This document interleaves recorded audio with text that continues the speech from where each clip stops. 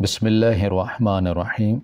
السلام علیکم۔ میری اماں مجھے ہمیشہ یہ کہتی کہ بیٹا جس عورت میں یہ نشانی دیکھو تو اسی سے شادی کرنا، کیونکہ ایسی عورت اتنی خوش نصیب ہوتی ہے کہ رات میں ہی زندگی بدل کر رکھ دیتی ہے۔ میری عمر 40 سال ہو چکی تھی اور ابھی تک مجھے وہ عورت نہ ملی۔ ایک دن اچانک ایک فقیرنی پر نظر پڑی جس میں وہی نشانی تھی جیسی اماں نے بتائی، تو مجھ سے رہا نہ گیا اور فوراً اسی فقیرنی سے نکاح کر لیا اور دلہن بنا کر گھر لے آیا۔ سب رشتہ داروں نے مجھ پر تھو تھو کی، فقیرنی کو بیاہ کر لے آیا ہے۔ میں اسی پریشانی میں بیوی کو بھول ہی گیا، اور جب صبح کمرے میں گیا تو پاؤں تلے سے زمین نکل گئی، کیونکہ اس نے تو واقعی ایک رات میں… آج میری شادی کی پہلی رات تھی اور میں گھر جانے کے بعد سڑکوں پر موٹر سائیکل لیے گھوم رہا تھا۔ میں اس قدر پریشان تھا کہ مجھے گھر جانے کا خیال ہی نہیں تھا۔ میری شادی پر جس طرح سے میرے دوستوں اور خاندان والوں نے مجھے برا بھلا کہا اور مجھ سے رشتہ توڑنے کی بات کی، میں بہت زیادہ پریشان ہو گیا تھا۔ میں یہاں وہاں گھومتے پھرتے واپس اپنے گھر کے سامنے آ کھڑا ہوا۔ کاش میری ماں زندہ ہوتی تو میں یوں خود کو تنہا محسوس نہ کرتا۔ میرے فیصلے سے جانے کیوں سب کو اختلاف ہو گیا تھا، جبکہ میں نے وہی کیا تھا جو میری ماں نے مجھے سمجھایا تھا، جو میرے حق میں بھی بہتر تھا۔ کچھ دیر میں شل ہوتی ٹانگوں سے یوں ہی کھڑا سوچتا رہا، اور پھر مجھے احساس ہوا کہ آج تو میری شادی ہوئی ہے، جسے میں اپنے نکاح میں لے کر اپنے گھر لایا ہوں، اس کے بھی کچھ حقوق ہیں جو مجھے ادا کرنے ہیں۔ میں نے بھوجا دل کے ساتھ موٹر سائیکل اندر کھڑی کی اور اپنے کمرے میں چلا آیا۔ میرے سامنے وہ سر جھکائے بیٹھی تھی، شاید وہ سسک رہی تھی۔ مجھے اس کا وجود لرزتا ہوا محسوس ہوا۔ ابھی میں اسے کچھ کہتا اس سے پہلے ہی یہ خواب تھا یا حقیقت، اور جب مجھے اس بات کا سچ ہونے پر یقین آیا تو یہ دیکھ کر میری حیرت کی انتہا نہ رہی تھی کہ میری اماں سب اولادوں میں مجھے سب سے زیادہ محبت کیا کرتی۔ ان کی ہر نصیحت، ہر بات صرف میرے لیے ہوتی۔ میرے دونوں بڑے بھائی یوں بھی اماں کی بات کم ہی سنا کرتے اور اماں کے ساتھ وقت بھی کم ہی گزارتے۔ وہ دونوں شادی شدہ تھے اور اپنی بیوی بچوں میں مگن رہتے۔ بس کمانے کی دھن ان کے سروں پر سوار رہتی، لیکن اس کے باوجود بھی ان کے اخراجات پورے نہ ہوتے۔ میں بچپن ہی سے اماں کے ساتھ ساتھ رہا کرتا اور ان کی ہر بات اپنے دل و جان سے ان پر عمل کیا کرتا، اس لیے میں وقت کے ساتھ ساتھ اماں کی اور قریب ہو گیا۔ یہی وجہ تھی کہ اماں نے اپنے گھر تک میرا نام کر دیا اور بڑے بھائیوں کو کچھ نہیں دیا۔ اماں کو میرے بھائیوں سے بہت اختلاف تھے اور میرے بھائیوں کو مجھ سے حسد ہو گیا۔ میرے بھائی بھابیاں اسی گھر میں ہمارے ساتھ رہتی، لیکن جب سے اماں نے گھر میرے نام کیا ان کا رویہ بہت خراب ہو گیا۔ وہ اکثر اماں سے بات بات پر جھگڑنے لگتی۔ انہیں اماں کی یہ ناانصافی پسند نہیں آئی۔ اماں کو بہت افسوس تھا کہ ان کے بیٹوں نے اپنے لیے اچھی بیویاں پسند نہیں کی۔ میرے دونوں بھائیوں نے اپنی پسند سے شادی کی تھی۔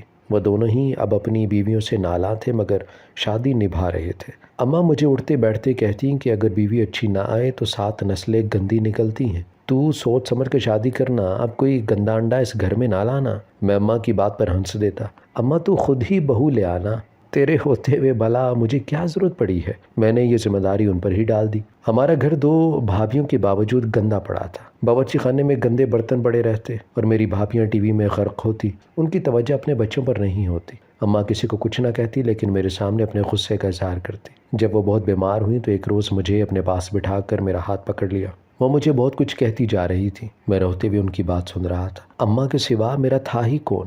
بھائیوں نے تو کبھی ڈھنگ سے مجھ سے بات تک نہیں کی تھی اور بھابیاں مجھ سے جلتی تھیں۔ میری اماں کا آخری وقت آ چکا تھا۔ اماں نے آخری لمحوں میں ہاتھ پکڑ کر مجھے اپنے پاس بٹھایا۔ وہ مجھ سے بہت محبت کر رہی تھی اور مجھے چوم رہی تھی۔ ان آخری دنوں میں نے ان کی بہت خدمت کی تھی۔ آنکھیں بند کرنے سے پہلے جو آخری نصیحت انہوں نے کی وہ میری زندگی کا مقصد بن گئی۔ میرے لیے ان کی کہی بات پتھر پر لکیر کی طرح تھی۔ میری اماں کے انتقال کے وقت میری عمر 27 برس تھی۔ جیسے ہی میری ماں مجھے چھوڑ کر گئی، میں نے دنیا کی حقیقتوں کو دیکھنا شروع کیا۔ اب تک میں اپنی ماں کے پلو میں ہی چھپا ہوا تھا، اب میں دنیا کے رحم و کرم پر تھا۔ میری بھابیاں کسی بھی طرح میری شادی کروانا چاہتی تھیں۔ ایک تو وہ میری ذمہ داری اٹھانا نہیں چاہتی تھیں، کیونکہ آخری وقت تک اماں نے ہی میرا سارا کام کیا تھا، اور دوسرا یہ کہ جس گھر میں وہ عیش و عشرت میں رہ رہی تھی یہ میرے نام تھا۔ ان دونوں کا ایک ہی مقصد تھا کہ کسی نہ کسی طرح وہ میری شادی اپنی بہنوں سے کروا دے تاکہ اس گھر میں مستقل رہ سکے۔ ان دونوں نے نیا تماشا لگا دیا تھا۔ کبھی بڑی بھابھی اپنی بہن کو بلا لیتی اور وہ میرے آگے پیچھے پھرنے لگتی،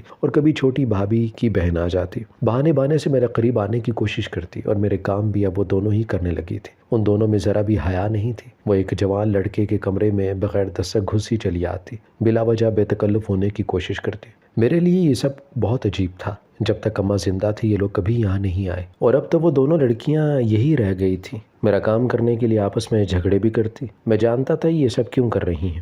میری اماں نے مرنے سے پہلے مجھے جو نصیحت کی تھی وہ مجھے بہت اچھے سے یاد تھی۔ میری ماں نے مجھے ایک نشانی بتائی تھی کہ جس بھی لڑکی میں وہ نشانی ہو میں اسی سے شادی کروں۔ اس تھوڑے عرصے میں یہ بات اچھے سے میں جان گیا تھا کہ یہ دونوں لڑکیاں میری بیوی نہیں بن سکتی۔ میں نے صاف لفظوں میں اپنی بھابھیوں سے کہہ دیا کہ وہ اس تماشے کو بند کریں، مجھے ان کی بہنوں میں کوئی دلچسپی نہیں، اپنی بہنوں کو یہاں سے چلتا کریں۔ یہ سننے کے بعد وہ تو جیسے دشمنی پر اتر آئی۔ میری بات سن کر وہ جلتے توے پر جا بیٹھی۔ اب مجھے اپنے کام خود کرنے پڑتے، وہ مجھے ایک وقت کا کھانا کھلانے کی بھی روادار نہیں رہی۔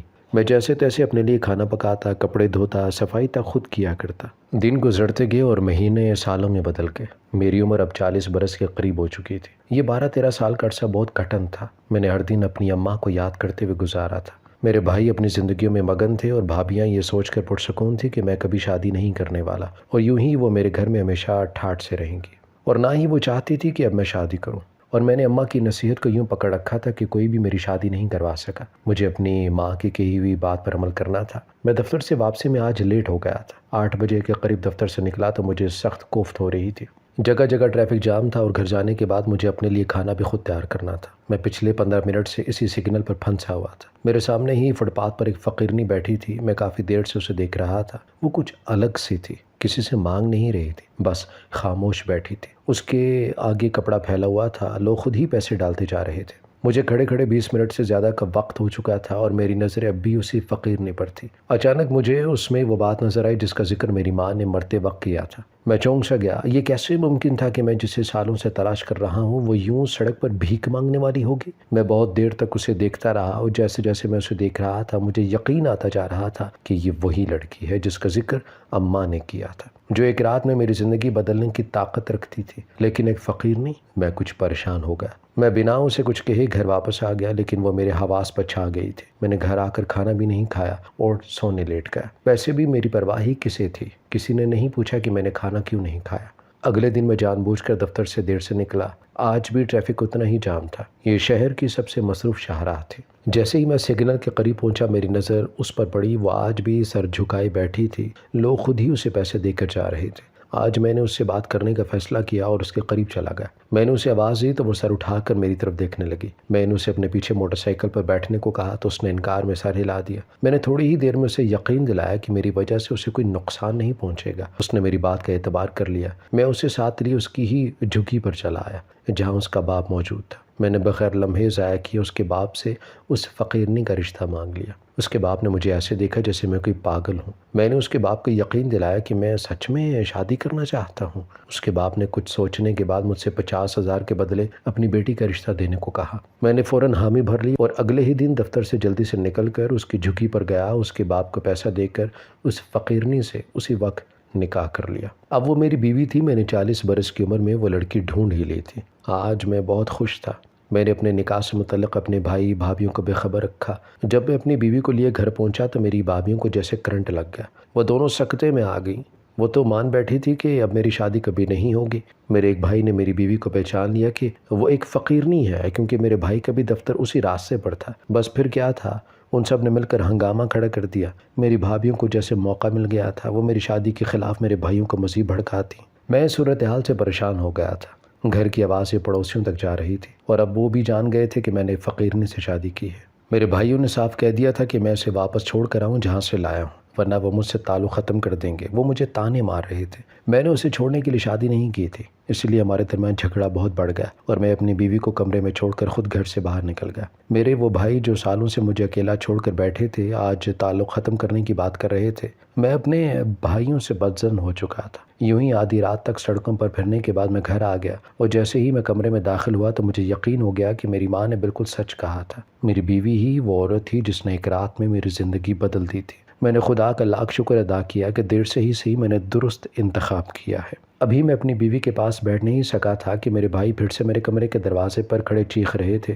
جانے انہیں کیا مسئلہ تھا، شادی میں نے کی تھی، پھر میری مرضی کہ میں کسی رانی سے کرتا ہوں یا فقیرنی سے۔ ہاں، اتنا ضرور تھا کہ اب ان کی بیویوں کا راج ختم ہونے کو تھا۔ گھر میرے نام تھا، اس حساب سے مالکن بھی میری بیوی ہی تھی، اور اب تو میری ماں کی کہی بات بھی سچ ثابت ہو چکی تھی۔ اب تو یہ ممکن ہی نہیں تھا کہ میں کسی بھی صورت اس کو چھوڑتا۔ میں کمرے سے باہر نکلا اور اپنے بھائیوں کو صاف صاف کہہ دیا کہ اگر وہ میری بیوی کی عزت کریں گے تبھی وہ اس گھر میں رہ سکتے ہیں، ورنہ ان کی یہاں کوئی جگہ نہیں۔ یہ میرا اور میری بیوی کا گھر ہے اور کسی کو یہ حق نہیں کہ وہ ہماری زندگی میں دخل اندازی کرے۔ یہ سنتے ہی میری بھابھی اور بھائی جھاگ کی طرح بیٹھ گئے۔ وہ جان گئے تھے کہ میں ان کے ساتھ کیا کر سکتا ہوں۔ کچھ ہی دیر میں خاموشی چھا گئی۔ وہ لوگ میری دھمکی سے ڈر کر اپنے کمروں میں چلے گئے۔ میں واپس اپنی بیوی کے پاس آ بیٹھا جو بے حد پریشان تھی۔ وہ جب سے میرے گھر آئی تھی ہمارا جھگڑا دیکھ رہی تھی۔ وہ عمر میں بھی بہت چھوٹی تھی، ابھی وہ صرف 17 سال کی ہی تھی۔ اس کے لیے یہ سب کچھ بہت عجیب تھا۔ اسے تو اب تک ہماری شادی کا یقین بھی نہیں آیا تھا۔ میں نے ایک چھوٹا سا تحفہ اس کی طرف بڑھایا تو وہ رونے لگی اور میرے قدموں میں بیٹھ گئی۔ میں نے اسے اپنے قدموں سے اٹھا کر اپنے برابر میں بٹھایا۔ وہ میری بیوی تھی، مجھ پر فرض تھا کہ میں اسے عزت دوں اور سب سے اس کی عزت کرواؤں بھی۔ وہ جاننا چاہتی تھی کہ میں نے اس سے شادی کیوں کی ہے۔ میں نے جواب دینے سے پہلے اسے پوچھا کہ وہ بھیک کیوں مانگتی تھی۔ وہ پھر سے رونے لگی۔ روتے روتے اس نے بتایا کہ اس کا تعلق ایک بہت اچھے خاندان سے تھا۔ وہ بہت خوبصورت ہوا کرتی تھی۔ اسے بہت چھوٹی عمر میں ایک لڑکے سے محبت ہو گئی تھی جب وہ محض 13 سال کی تھی۔ محبت بھی کیا، بس جذباتی کیفیت تھی۔ اس کی ماں کا انتقال ہو چکا تھا اور ستیلی ماں کا سلوک اس کے ساتھ بہت برا تھا۔ ایسے میں جب اسے ایک انجان شخص سے بے پناہ توجہ ملی تو اسے لگا کہ یہی محبت ہے۔ وہ لڑکا اس سے بہت زیادہ محبت کے دعوے کرتا تھا۔ میری بیوی کم عمری میں اپنے جذبات کے ہاتھوں مجبور ہو گئی۔ کچھ ماں کا ظالمانہ سلوک اسے باغی بنا بیٹھا اور وہ اس لڑکے کی باتوں میں آ کر اپنا گھر چھوڑ کر اس کے ساتھ بھاگ گئی۔ صرف 13 سال کی عمر میں وہ گھر سے بھاگ نکلی۔ وہ لڑکا اسے اپنے ساتھ لیے دوسرے شہر چلا آیا تھا۔ کچھ دن وہ میری بیوی کے ساتھ رہا۔ میری بیوی اس سے شادی کرنے کا کہتی رہی لیکن وہ یہ کہہ کر ٹالتا گیا کہ ابھی وہ بہت چھوٹی ہے۔ کچھ عرصے میری بیوی سے جذباتی تسکین حاصل کرنے کے بعد وہ اسے فقیروں کے گروہ کو بیچ کر بھاگ گیا۔ اس گروہ نے میری بیوی کو بہت مارا پیٹا، اس کے جسم اور چہرے پر زخم ڈالے اور اس سے زبردستی بھیک منگوانے کا کام شروع کر دیا۔ میری بیوی نے جب بھیک مانگنے سے انکار کیا تو اس پر مزید تشدد کیا گیا۔ مجبوراً اسے بھیک مانگنے کا کام کرنا پڑا۔ وہ پچھلے 4 سالوں سے اسی طرح بھیک مانگنے کا کام کر رہی تھی۔ جب اس نے منع کیا تو وہ اسے مارا کرتے۔ اس نے کئی دفعہ بھاگنے کی بھی کوشش کی لیکن وہ بھاگ کر کہاں جاتی۔ اس شہر میں وہ کسی کو نہیں جانتی تھی۔ جو شخص سے میں نے اسے خریدا تھا وہ بھی اس کا باپ نہیں تھا بلکہ وہ اس کا گروہ کا مالک تھا۔ وہ خود بھی میری بیوی سے جان چھڑوانا چاہتا تھا، اس لیے اس نے باخوشی اسے 50,000 کے عوض مجھے بیچ ڈالا۔ وہ اپنے حصے کی کہانی سنا کر چپ ہو گئی تھی۔ اب میری باری تھی۔ وہ جاننا چاہتی تھی کہ میں نے کیوں ایک سڑک پر بیٹھی فقیرنی کا انتخاب کیا۔ اب میں اسے بتانے کے لیے تیار تھا۔ جب میری اماں شادی ہو کر میرے ابا کے گھر آئی تو ان کے مالی حالات بہت اچھے نہیں تھے۔ میرے ابا نے اپنی سے بڑی عمر کی لڑکی سے شادی کی تھی۔ کیونکہ اماں کا رنگ بہت کالا تھا تو کوئی ان سے شادی کرنے کو راضی بھی نہیں تھا۔ پھر جب ابا کی ملاقات میری اماں سے ہوئی تو انہوں نے میری اماں سے شادی کر لی کیونکہ ابا کے حالات کی وجہ سے کوئی انہیں اپنی بیٹی دینے کے لیے تیار نہیں تھا۔ یوں معاشرے کے 2 ریجیکٹڈ لوگوں کی شادی آپس میں ہو گئی۔ میری اماں بہت سلیقے مند اور ایماندار تھیں۔ چھوٹے سے کمرے کے گھر کو انہوں نے بہت سلیقے سے جنت بنا دیا۔ میرے ابا ٹیکسی چلاتے۔ ایک دن ابا کو کوئی مسافر گاڑی میں اپنا سامان بھول گیا۔ ابا کو گھر آنے کے بعد یہ بات پتہ چل گئی کہ گاڑی میں ایک بیگ موجود ہے۔ ابا نے بیگ کھول کر دیکھا تو اس میں نقدی اور قیمتی سامان موجود تھا۔ مسافر کے پاس سامان زیادہ تھا اور یہ بیگ چھوٹا تھا، شاید اس لیے یہ گاڑی کی سیٹ کے نیچے گر گیا تھا جس کا اسے اندازہ بھی نہیں تھا۔ ابا وہ بیگ لے کر اماں کے پاس آئے۔ عقل کا تقاضا تو یہی تھا کہ ابا وہ بیگ رکھ لیتے کیونکہ اس میں موجود نقدی سے ہماری کئی مشکلات ختم ہو سکتی تھی، لیکن اماں نے صاف انکار کر دیا اور ابا سے کہہ دیا کہ میں اپنی اولاد کو کسی دوسرے کی امانت نہیں کھلا سکتی، تم اس بندے کو ڈھونڈو اور ایمانداری سے اپنا فرض ادا کرو۔ ابا نے اماں کو سمجھانا چاہا لیکن میری اماں اصولوں کی بہت پکی تھی اور یوں ابا نے اس مسافر کو بہت مشکل کے بعد ڈھونڈ لیا اور اس کا بیگ اس کو واپس کر دیا۔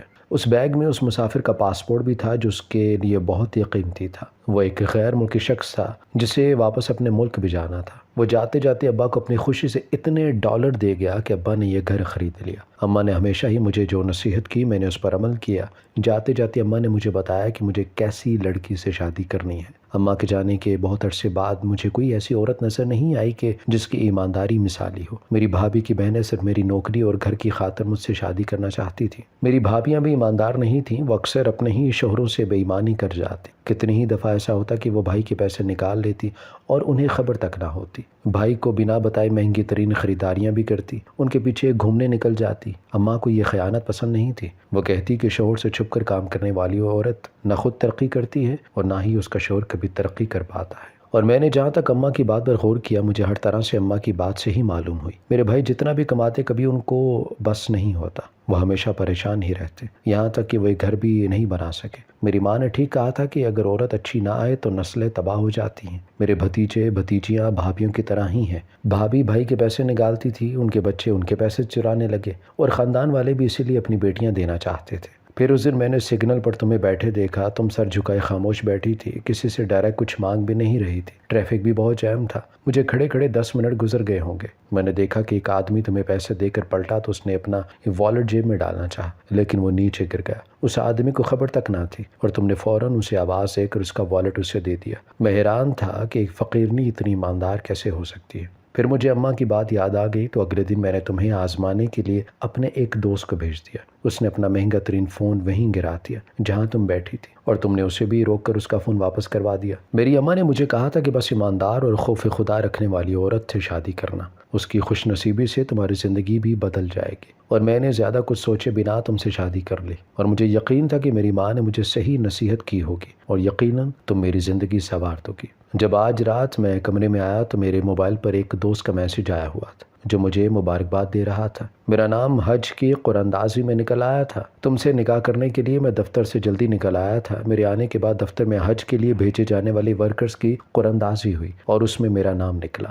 میں حیران رہ گیا تھا کیونکہ میرا نام پچھلے 8 سالوں میں اس قراندازی میں ہی شامل تھا، لیکن آج تک میری قسمت نہیں کھلی تھی۔ تم سے شادی کرتے ہی مجھے دنیا کی سب سے بڑی خوشی حاصل ہو گئی تھی۔ میری ماں نے ٹھیک کہا تھا کہ شکل و صورت پر نہ جانا بیٹا، ظاہری شکل تو کچھ دنوں میں ڈھل جاتی ہے، وہ باطن ہوتا ہے جو سدا چمکتا رہتا ہے۔ تم واقعی میری خوش قسمتی ہو۔ میں اسے محبت پاش نگاہوں سے دیکھ رہا تھا اور وہ رو رہی تھی، لیکن یہ خوشی کے آنسو تھے۔ اب مجھے اس کے ہمراہ اللہ کے گھر کی زیارت کرنا تھی۔ وہ بھی اپنی زندگی میں بہت دکھ اٹھا چکی تھی، اب خوشیوں پر اس کا بھی حق تھا۔ ہماری ویڈیو اگر آپ کو پسند آئی ہے تو ضرور لائک کیجیے، اپنی رائے دینا چاہیں تو کمنٹس کیجیے، اچھی لگے تو شیئر کیجیے۔ اس کے ساتھ ساتھ اگر آپ نے ہمارا چینل سبسکرائب نہیں کیا تو ضرور کیجیے اور بیل آئیکن پر لازمی کلک کیجیے تاکہ ہماری ہر آنے والی ویڈیو آپ تک بر وقت پہنچ سکے۔